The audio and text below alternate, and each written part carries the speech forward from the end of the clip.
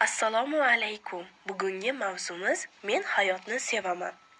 Bu mavzu 3-sinflar uchun juda muhim va tarbiyaviy ahamiyatga ega. Bu dars orqali bolalarga hayotga mehr-muhabbat, qadrlash, minnatdorchilik hissini uyg'otish, ijobiy dunyoqarashni shakllantirish mumkin. Quyida sizga ushbu mavzuni o'rgatishda qo'llashimiz mumkin bo'lgan dars ishlanma namunasini keltirib o'taman. Dars maqsadi: ta'limiy maqsad: o'quvchilarga hayotni sevish, qadrlash haqida tushuncha berish. Tarbiyaviy maqsad: o'quvchilarni hayotga ijobiy qarash, minnatdorchilik va shukronalik tuyg'usida tarbiyalash. Rivojlantiruvchi maqsad: o'quvchilarning fikrlash doirasini kengaytirish, mustaqil fikr bildirish ko'nikmalarini rivojlantirish. O'quvchilarni darsga qiziqtirish uchun avvalo aqliy hujum metodidan foydalanamiz. Ularga shunday savol beramiz: sen hayotda nimalardan ko'proq quvonasan? O'quvchilarning fikrlarini eshitganimizdan so'ng ularni to'ldirib o'tamiz. Hayotni sevish bu tabiatni, oilani, do'stlarni, vatanimizni sevish demakdir. Har bir kunimizni ezgulik bilan o'tkazsak, hayot yanada chiroyli bo'ladi. Darslikda men hayotni sevaman mavzusida ertak berilgan va biz o'quvchilar bilan birgalikda buni o'qib, xulosalar chiqarib olamiz. Ertak. Qari kulrang eshak Ho'tikvoy o'rmonning xushqo'nmas o'sgan burchagida yolg'iz o'zi old oyoqlarini cho'zgancha boshini bir yonga egib nimalardandir o'ylab turibdi. Ba'zida o'ziga o'zi so'ylaydi: nega, goho nima sababdan, yana ba'zan esa modomiki deb, gohida esa nima hayotda o'ylayotganini bilmaydi. Winnie Puh og'ir qadamlar bilan lapanglab kelib qolganida Ho'tikvoy o'ylashdan biroz to'xtab xursand bo'ldi, lekin yaxshimisan degancha yana xomush tortdi. O'zing qalaysan? Dedi Winnie Puh. Ho'tikvoy boshini u yon bu yon siltab qo'ydi. Bilmasam, anchadan beri o'zimni qanday his qilayotganimni bilmayman. Obbo, qadrdonim-ey, buning uchun afsusdaman, dedi Winnie Puh. Qani bir ko'raychi? Shunday qilib Ho'tikvoy xafa bo'lib yerga tikilib turdi. Winnie Puh esa uning atrofida bir aylanib chiqdi.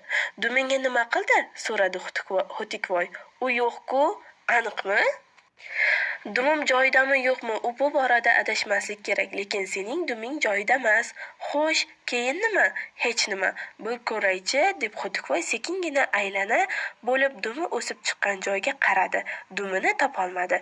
Yurgan yo'liga o'girilib, boshini quyi egib, oldingi oyoqlarining orasiga termulib, axiyri chuqur xo'rsinib dedi: "To'g'ri aytyapsan, shubhasiz rost gapirdim", dedi Winnie Puh. "Bu yaxshi", dedi Ho'tikvoy qovog'ini solib. Ajablanarli joyi yo'q. Biroq yerda turishib qoldirganidan so'radi Winnie Puh. Kimdir olgandir, dedi Ho'tikvoy. Ularga o'xshamaymanmi? Qo'shimcha qildi uzoq vaqt jimlikdan so'ng. Winnie Puh shu topda uning ko'nglini ko'taradigan biror so'z aytmoqchi bo'ldi-yu, ammo nima deyishni bilmadi. Biroq buning o'rniga unga yordam berishga ahd qildi. Ho'tikvoy, dedi u tantanavor ohangda, men kimsan, Winnie Puh? Dumimni topib beraman. Rahmat, Winnie Puh, sen haqiqiy do'stsan, boshqalarga o'xshamaysan, dedi Ho'tikvoy. Shunday qilib Winnie Puh Ho'tikvoyning dumini qidirib ketdi. O'quvchilarning fikrlari bilib olganimizdan so'ng, ularni rolli o'yin metodi bilan sinab ko'ramiz. Ya'ni bunda Winnie Puh va Ho'tikvoy suhbatini o'quvchilar rolga bo'lib o'ynashadi va ularning xarakterlarini bir-biridan farqlab aytib berishadi. Rolli o'yin metodi o'quvchilarning qobiliyatlarini yuzaga chiqarishda katta ahamiyatga ega. So'ng ertak haqidagi berilgan 4 ta savolga javob izlanadi. Ertak qahramonlarini tanidingizmi? Bu kitobning nomini bilasizmi? Uni kim yozgan? Puh bilan Ho'tikchaning kayfiyati qanday ekan? Kitobni o'qigan bo'lsangiz, ularning fe'l-atvorini aytib bering. Savollarga o'quvchilar bilan javob topiladi. So'ng o'quvchilarning lug'atiga yana 2 ta yangi so'z qo'shiladi. Optimist va pessimist. Optimist bu har qanday voqeaning yaxshi tomonini ko'radigan, hayotga quvonch bilan qaraydigan odam. Pessimist tushkunlikka moyil odam. Pessimist har qanday vaziyatni faqat yomon tomonini ko'radi.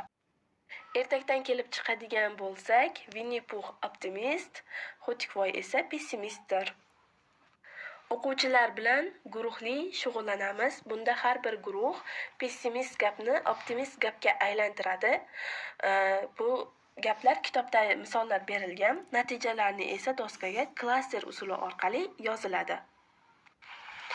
Pessimist odamlarning gaplarini o'qib ko'ring. Xuddi shu holatda optimist odam nima degan bo'lar edi? Sinfdoshingiz bilan muhokama qiling va javobingizni ayting. Men qishni yomon ko'raman, chunki qishda juda sovuq bo'ladi. Bolalar bilan o'ynashni yomon ko'raman, chunki baribir yutqazaman.